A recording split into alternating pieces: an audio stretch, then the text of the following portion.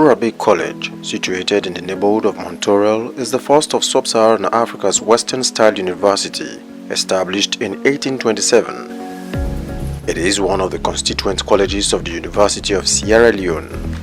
As a beacon of hope, FBC, which offers courses in engineering, arts and social sciences, is overwhelmed every year with huge demands for the enrollment of high school leavers who have excellent grades from the West African Senior Secondary School and other international accredited examinations. Therefore, seating accommodation has over the last recent decades become a major challenge for the university administration to grapple with, especially with some of the college's century-old buildings decaying naturally. This extramural studies house has in fact been described by the Deputy Vice-Chancellor as a snake den. In fact, 2/3 of the roof were off. That part of the building had collapsed, and there's only one little section that was left, and that was where all the students and lecturers were squeezed, offices and lecture space. So lecturers and students were swapping between lectures and office space. Today, that which posed very serious risk of danger has been replaced with a magnificent $2 million three-story building, an edifice which is so complex to understand even by its designers. As you can see, it has the two wings that have the auditoria, and then it has a beautiful atrium at the back. So, to give you a simple length and breadth is selling it short. It's more shaped in a U, in almost a U. But on the top floor, that U is closed off. So right at the top from above, it looks like an O. But on the ground, from below, it looks like a U. So it's quite a complex design. Such an ultra-modern structure deserves the most suitable gears to make it a complete smart building, isn't it? Therefore, the complex has been fitted with technology by a local IT engineering firm, TY Memory Masters, to trend with the most up-to-date teaching tools. Since we're doing a building of this nature, we think it should have a smart board, video conferencing system, extended Wi-Fi, and so many other things embedded with security cameras. So if you ask me, it has all of these and even added to the power requirement. Infrastructural upgrade is among the strategic priority plans of the Furabe College and University of Sierra Leone administration.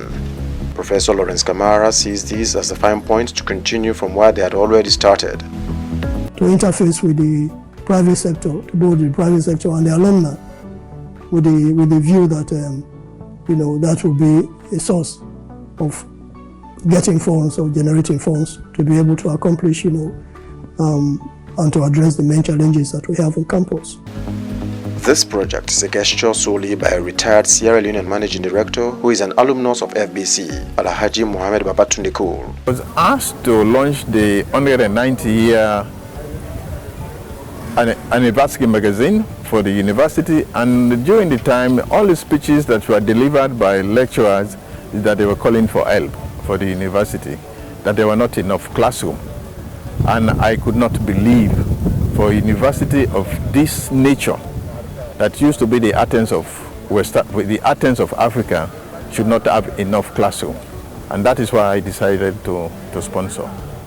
Got a plan from the college. One of the lecturers had been kind enough to spend time drawing up a plan. But to show the dedication of the donor, he looked at it and said, no, I'm looking for something more majestic. So we engaged an architect, Arc Studios, and they did this design. But initially the design was for a flat area up at Cartwright. But then when the faculty, the staff saw the drawings, they thought it was too beautiful a building to put away in the back there. So they brought us here. This used to be the site of the old adult education. It had extremely steep slopes here where you couldn't stand. We kept slipping and sliding on the first day. So the first job was to retain the area. But that wall came up to 9 meters tall. So we went back to the architect, did a few adjustments on the design, and we managed to cap the wall at 5 meters high.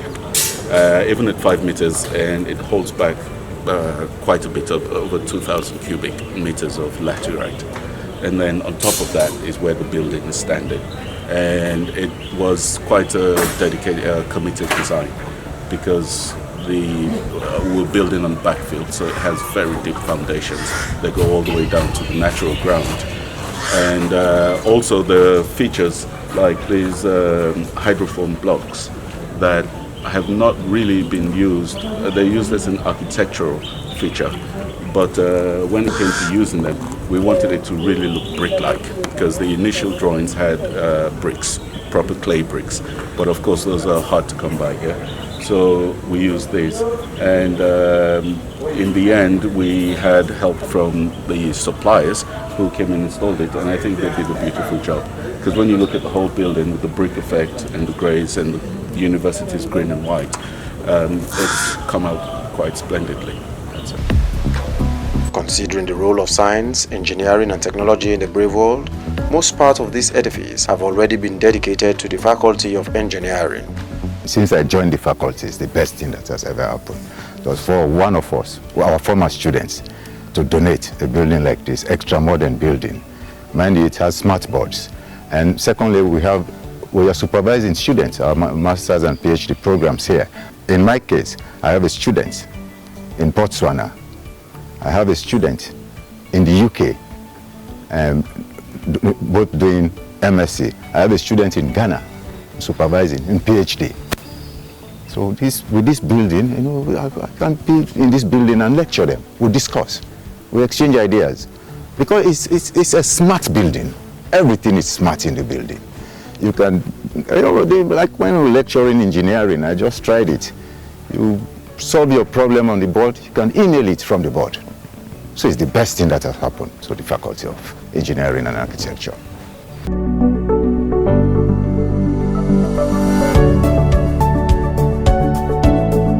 I have checked with the university administration, and it has been confirmed that this building is the biggest donation ever made by an individual in the entire history of Forobe College, especially by a Sierra Leonean. Now, the cost is just aside from the ripple and trickling effect the structure here would have on the country, and especially Forobe College. But consider the hundreds of students whose academic capacity will be built here for at least a century. Professor Bahuru Mansare's delight is anchored on their plan to introduce new vogue of disciplines for the engineering job markets. Trying to upgrade the faculty into a school, okay? And with this new building, with all the facilities in this new building, we're able to convince the people we're working with. We're working with a partner in the UK, sorry, Imperial College London. We're trying to gain international accreditation. But one thing they mentioned, the disciplines of engineering we're offering here are so narrow. It will provide adequate classroom, especially for engineering department and the college at large. Because the building can host about 722 students, 2 auditoria, each taking about 170 students, and you have 6 other classrooms, 2 taking 90 students each, and then 2 about 60 and the other 2 about 40, which I think is big for engineering department. So other departments definitely, I believe, would benefit from it.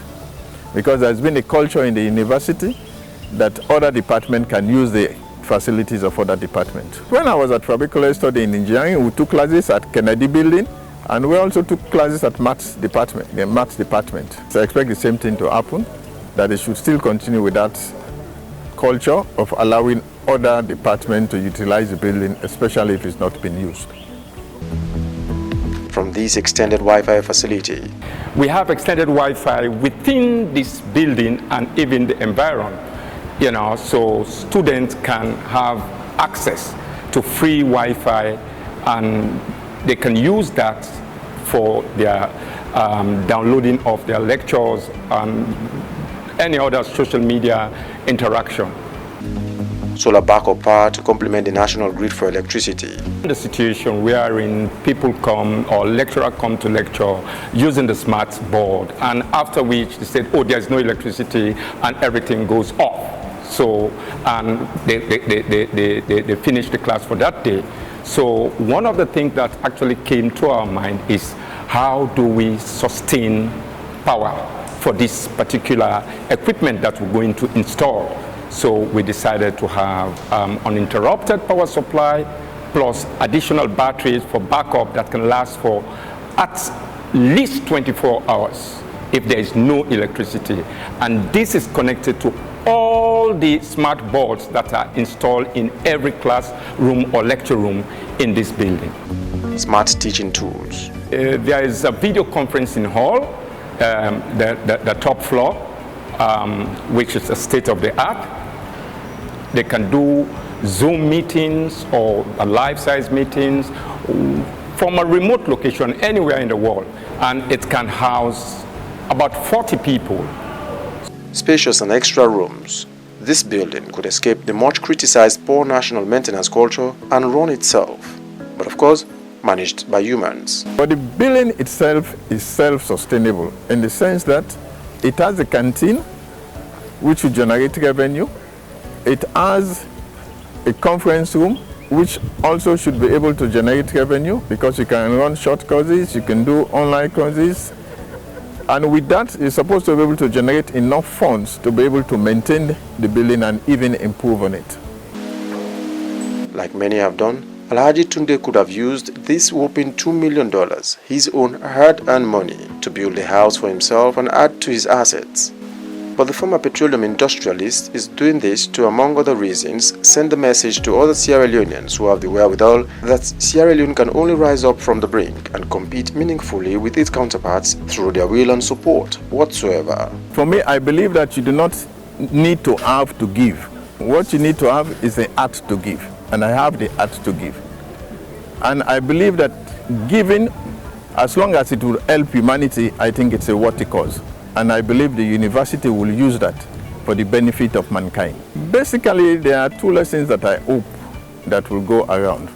I mean, it will show what alumni can do for the university, and I hope that alumni will take that challenge for them to come together to contribute towards developing the university, and also what Sierra Leonean can do for their country.